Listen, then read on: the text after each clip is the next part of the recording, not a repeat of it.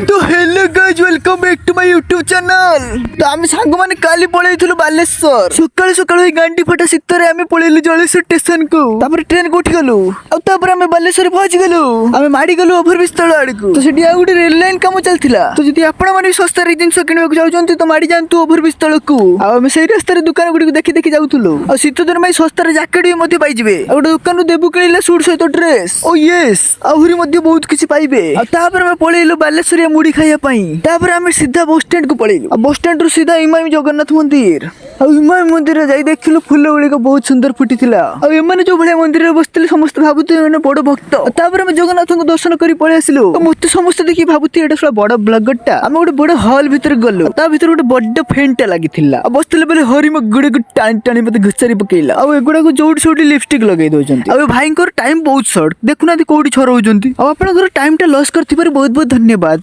Like comment subscribe कर देबे।